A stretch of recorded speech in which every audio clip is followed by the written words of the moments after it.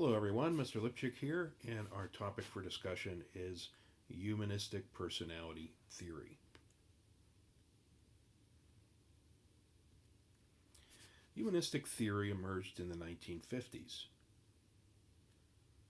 Differences between humanism and psychoanalytic and behavioral theories include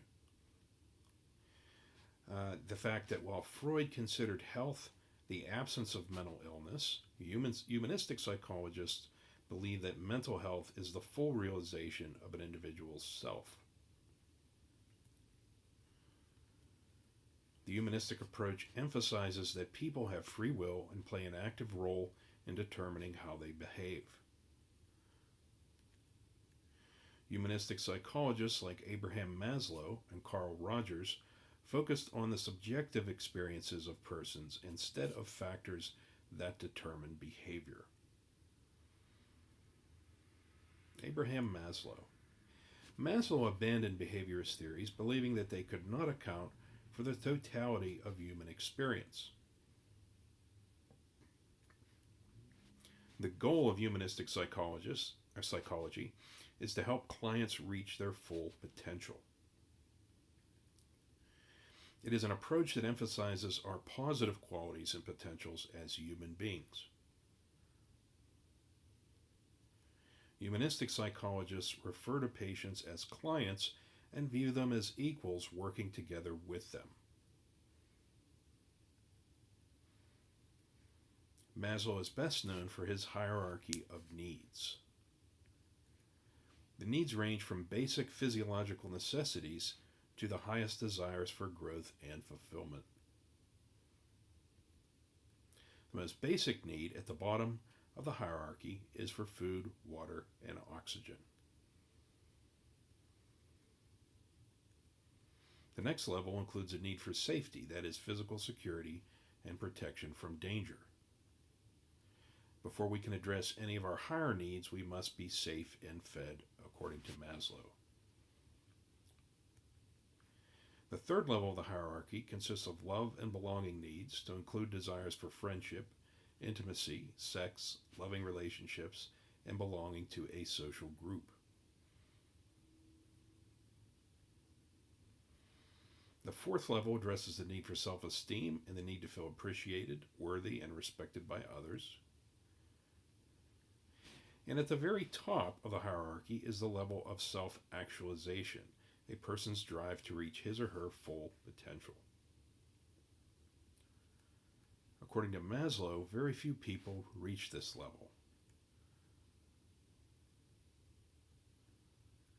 The purpose of Maslow's hierarchy of needs is to suggest that people will only focus on their higher needs once their basic needs are met.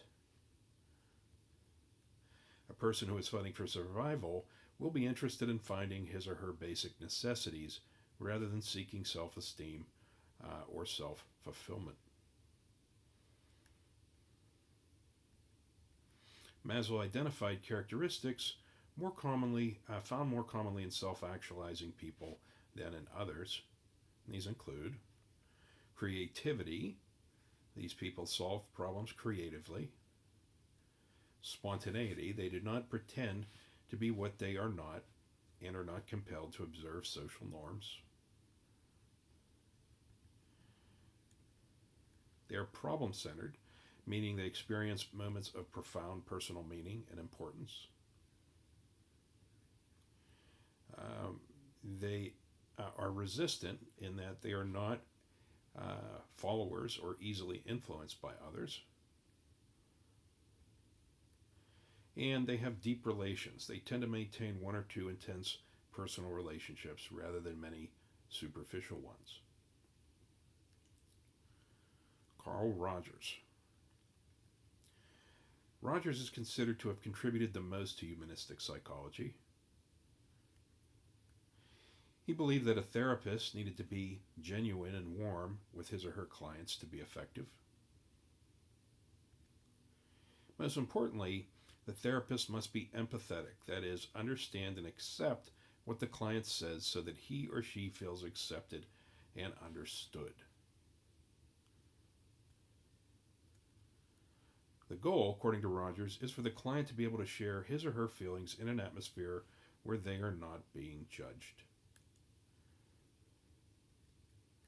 Client-centered therapists believe that people have mental health issues because there is a discrepancy between who they are and who they ideally would like to be.